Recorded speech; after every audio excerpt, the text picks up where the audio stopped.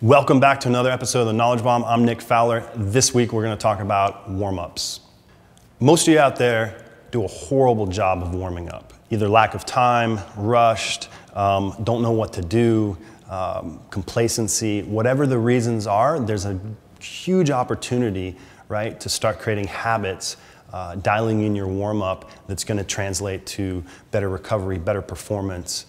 Especially when it comes to game day, you're going to know your body, how to prepare for it, how to prepare for an exact event, and that right there will give you points. I want to encourage you for the next 6 weeks to take it as seriously as if you're working on your snatch technique or as if you were at the track trying to improve your mile time. This is very, very important, and so take time within your day, within maybe your session at the end, to write down what you did for your warm-up, what worked, what you would change, and then use that as a tool, right, to build out your warm-ups.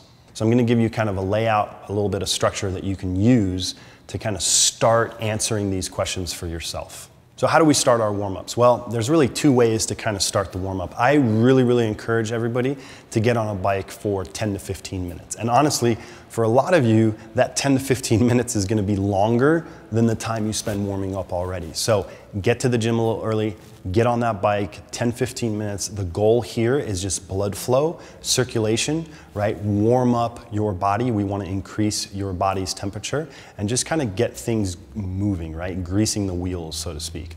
From there, you have kind of two options, okay? If you're a stiff athlete and you need to improve mobility and range of motion for the actual specific training session, for instance, if you're going to be snatching and your overhead position is really tight and you need to warm that up, then I'd go from that bike into a little bit of active mobility, right? Active range of motion work, where you're going to open up your shoulders, things like that. It might be even hip flexors, whatever it is for you. If you're not tight or the session doesn't require you to maybe work on some mobility pieces, then I would go into just what I would call a body weight flow 10 to 15 minute session. And what that might look like is animal walks,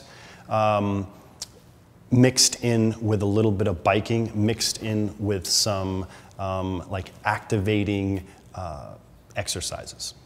Example would be glute bridges or hollow body holds, maybe even trap 3 raises, Powell raises for upper body pieces. You can go ahead and kind of search those, see what they look like, see what muscles are going to activate. But really the goal is to move through big ranges of motion and then also activate just the small stabilizers, the small movers, just kind of start turning things on. And that's going to be, it's almost looked as like accessory work, but you can put it in your warm-up really successfully to kind of start turning things on.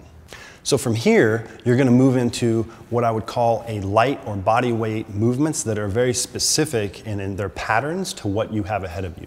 So if you're going to be snatching and you're going to be box jumping and doing burpees, let's say, right? So there's a lot of bounding, there's some snatch techniques, so maybe you get a PVC, you go through maybe like a Bergner warm-up with a PVC, right? Maybe you're doing some really slow burpees, maybe you're doing some step-ups on the box, maybe you're doing some just some high jumps, right? You can just think about the movements in your training session, but without the weight. And you can spend 5 to 10 minutes just kind of getting going. The final piece is the actual prep for the training or the event if you're at a competition, and that's really the ultimate goal, right? Is to dial it all in for you to compete better. Here's a great analogy that I like to use for warm-ups. You can think about the on-ramp to a freeway. So what you want to really think about doing is speeding up to the flow of traffic to match it, right? So you can actually get onto the freeway. Same thing with warm-ups. You don't want to go from 0 to 60. You want to slowly, gradually speed up to what the workout is demanding of you.